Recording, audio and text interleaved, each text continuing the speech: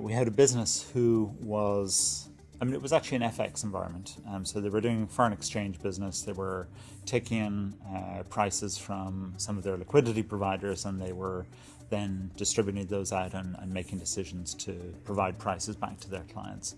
And the timescales of the trading strategies that they were executing were pretty moderate, but they had a persistent problem with stale prices. And it was very hard for them to try and figure out exactly how, what was causing these stale prices. The connectivity to their liquidity providers seemed to be fine. Their network environment seemed to be reasonably clean, and in particular, they had a fairly distributed environment between London and New York. And at a pure network level, the environment was very clean. The latency profile across all of the different network segments was just what you'd expect it to be, but yet they still had these persistent problem with stale prices. And ultimately, by looking at the application level latency as well as the network latency, they were able to quickly identify that in fact there were huge timeouts happening on the transfer of the prices across from London to New York.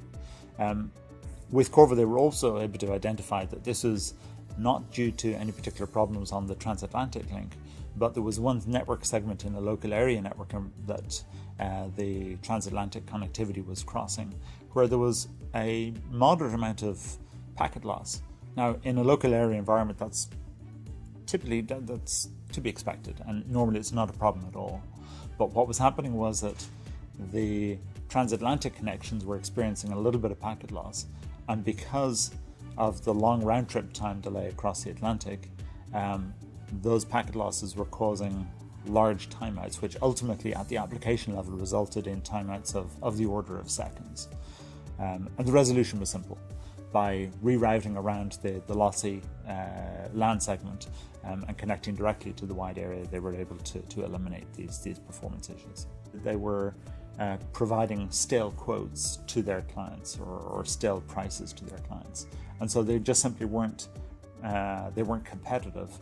Their clients were actually going to use other services, other providers of FX execution services, and they were actually losing order flow. They were losing business simply because of this, what was originally an IT issue, and it directly impacted their competitiveness. They had been chasing this problem for over 4 weeks.